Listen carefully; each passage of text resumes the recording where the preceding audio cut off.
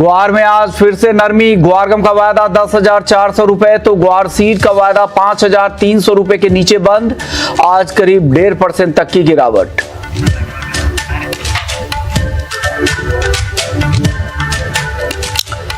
नमस्कार, स्वागत है आपका कमोडिटी फटाफट में, जहां हम आपको कमोडिटी मार्केट की खबरें तो बताएंगे, साथ ही आपके सवालों के जवाब भी देंगे। आपके पास कोई भी सवाल हो तो आप हमारे नंबर 9136934065 इस नंबर पे अपने सवाल हमें व्हाट्सएप कर सकते हैं। हमारे दो मेहमान जो आपके सभी सवालों के अगले आधे घंटे तक जवाब देंगे, कुंवर सादरी हैं, सीईओ हैं अवांस एंटरप्राइजेस के, हरीश शाही हैं इंडियन मार्केट व्यू के, और साथ ही हमारे साथ दो और मेहमान होंगे जिनसे हम अलग अलग खबरों पर राय लेंगे। हमारे साथ सिराज हुसैन होंगे, एग्री इकोनॉमिस्ट और पूर्व कृषि सचिव भी है, और साथ ही प्रफुल्ल विठलानी होंगे, एस्टा के chairman, all India sugar trade association के। उनसे हम शुगर मार्केट का आउटलुक समझेंगे। चलिए शुरुआत कर लेते हैं। सबसे पहले गोल्ड के साथ बात करते हैं। गोल्ड में आज थोड़ी नरमी जरूर दिख रही है, लेकिन क्या ये खरीदारी के लिए सही समय है क्या? हरीश जी बताइए, गोल्ड को लेकर आपका व्यू क्या बन रहा है? 70,500 के आसपास खरीदारी करे या रुके और नीचे एंट्री का मौका मिलेगा? बेसिकली गोल्ड को देख के जो लग रहा है, मुझे लग रहा है कि एक बार डिप आनी चाहिए, क्योंकि कल जो हमने इसमें बाइंग देखी वो फॉलिंग यूएस बॉन्ड यील्ड की वजह से देखी, तो उसका इम्पैक्ट हमें दिखा। और अभी प्रेजेंटली हमें लगता है कि एक हम लोग डिप का वेट कर लेते हैं और जहां से हमें बाइंग मिलेगी, और वो जो डिप मिलेगी वो मिलेगी हमें अराउंड 70,400 के अप्रॉक्स हम लोग बाइंग सजेस्ट करेंगे। और इसके जो टारगेट्स रहेंगे 70,600 एंड 800, इवन 70,960 तक के हमारे टारगेट्स हैं। और वहीं डाउनसाइड रिस्क जो रहेगा वो 70,000 रहेगा, क्लोजिंग बेसिस पर रहेगा। और चांदी में, चांदी क्या फिर से 80,000 के नीचे आ सकती है क्या हरीश जी? अगर किसी को खरीदना है तो कहां पर खरीदे चांदी? सर चांदी का मैंने पहले भी बताया था कि बहुत अच्छा है गोल्ड की कंपेयर में, तो मुझे चांदी ज्यादा अच्छी लगती है बाइंग करने में। और हम लोग फिलहाल चांदी में एक जो कंसोलिडेशन फेज बना हुआ है, तो हम लोग चाहेंगे कि एक उसका ब्रेकआउट आ जाए रेंज का, और वो जो रेंज का ब्रेकआउट आएगा वो है हमें बाइंग करनी चाहिए 81,365 के अबव। और जो टारगेट्स रहेंगे 81,740 एंड 82,300 तक के हमारे पास टारगेट्स हैं। वहीं डाउनसाइड रिस्क जो है 80,750 का रहेगा, तो 80,000 के नीचे तो मुझे एज सच लग नहीं रहा। बाकी आज बहुत ही स्ट्रॉन्ग डेटा है और कोर्स पीपीआई का डेटा है, तो लेट्स सी कि मार्केट क्या लेता है, करवट बदलता है। हाँ, जितनी भी डिप मिले हम लोग बाइंग में एक्सपेक्ट करेंगे कि बाइंग हो वहां पर। चलिए अगले अब सवाल जवाब का सिलसिला शुरू कर लेते हैं। हमारे साथ पहले दर्शक है जिन्होंने सवाल भेजा है, वो है रोशन फेरवानी है, कटनी मध्य प्रदेश से। सोना इन्होंने शॉर्ट कर रखा है 69,800 रुपए में। क्या करना चाहिए हरीश जी? 69,800 की शॉर्ट पोजीशन है इनके पास, क्या करें?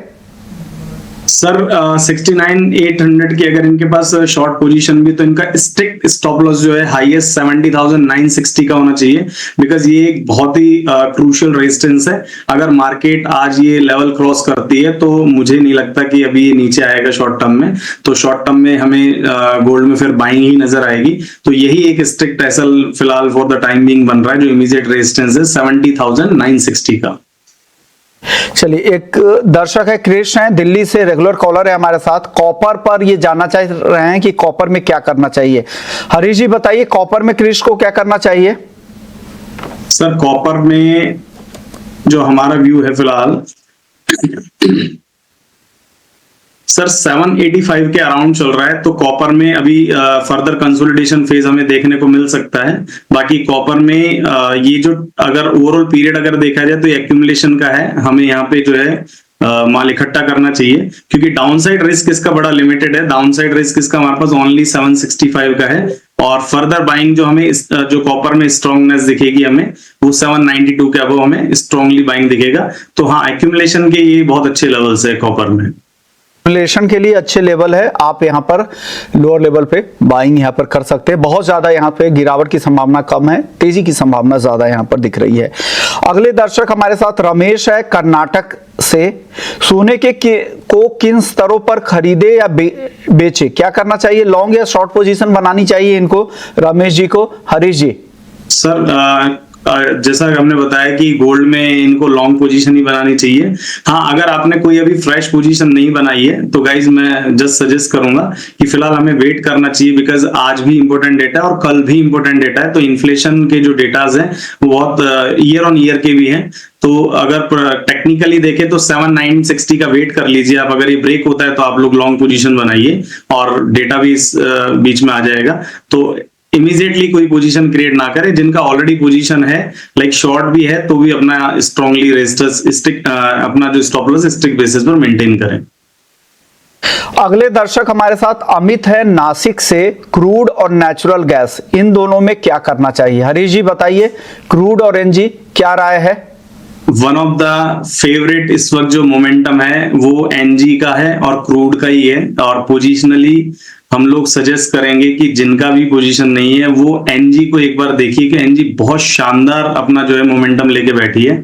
एनजी में डाउनसाइड रिस्क नहीं है और एक बहुत स्ट्रॉन्ग पैटर्न बन रहा है डेली चार्ट पर, विच इज राउंडिंग बॉटम। और राउंडिंग बॉटम का जो है फेज कन्वर्जन हुआ है, इवन मूविंग एवरेज के क्रॉसओवर्स भी आए हैं। तो एनजी में तो अगर आपको 180 करंट लेवल्स पर, इवन 183 पर भी अगर डिप मिलती है, 180 तक भी आप एक्यूमुलेट करें। इसका डाउनसाइड रिस्क बड़ा लिमिटेड है।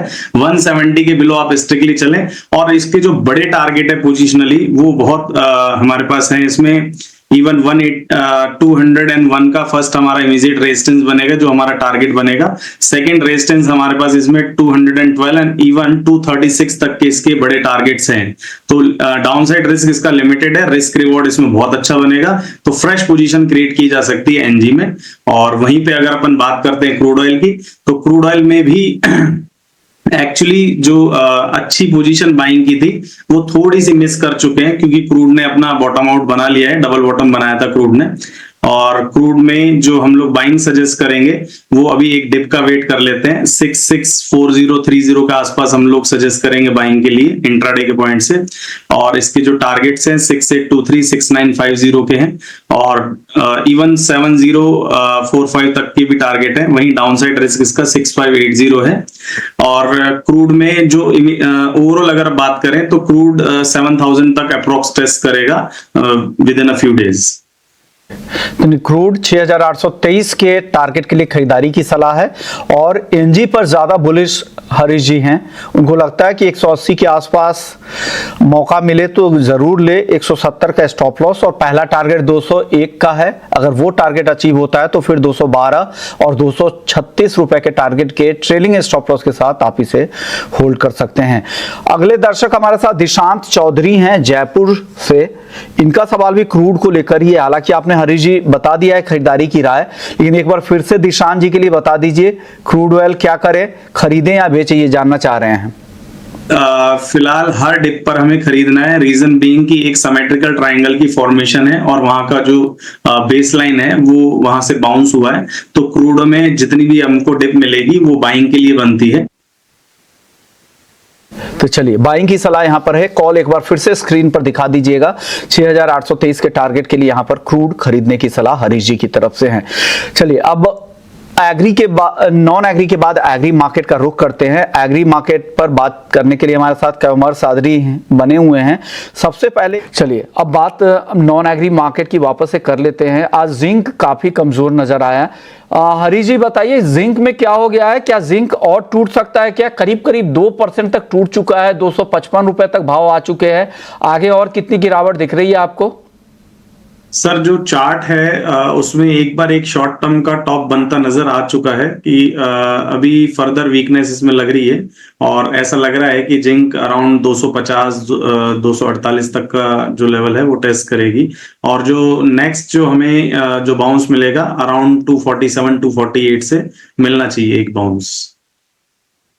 तो और एल्युमिनियम को लेकर क्या व्यू है? एल्युमिनियम थोड़ी रिकवरी के मूड में दिख रहा है। क्या एल्युमिनियम तेज हो सकता है? क्या राय है हरीश जी एल्युमिनियम को लेकर?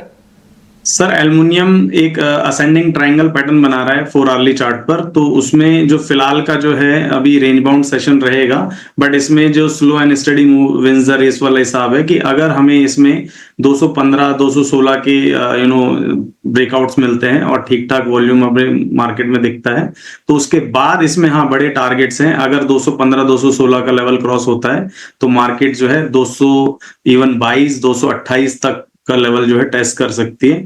वहीं इसका जो डाउनसाइड रिस्क है वो बड़ा लिमिटेड रहेगा। 208 का जो है क्लोजिंग बेसिस पे स्टॉप लॉस मेंटेन करें एल्युमिनियम में। सर 186 के आसपास लेड में क्या करना चाहिए हरीश जी? सर लेड के अंदर जो अभी मार्केट का करंट फॉर्मेशन बन रहा है, लेड और जिंक जनरली क्या साथ साथ चलते हैं, तो लेड में भी वीकनेस है, बट लेड थोड़ा सा स्टेबल है एज कंपेयर टू जिंक। तो लेड में अगर 185 के नीचे मार्केट सस्टेन करता है तो लेड में हमें फर्दर वीकनेस मिलेगी, और इवन 183 के लेवल और 181 तक के लेवल हमको देखने को मिल सकते हैं मार्केट में। वहीं जो अपर साइड जो इसका रेजिस्टेंस रहेगा वो 188 का लेवल रहेगा। तो 188 के जो है स्ट्रिक्टली हम लोग मेंटेन करें, और उसके ऊपर अगर हमें ब्रेकआउट मिलता है तो वो एक डाउन ट्रेंड लाइन का ब्रेकआउट भी बन जाएगा, तो उसके बाद इसमें बाइंग आना स्टार्ट हो जाएगी।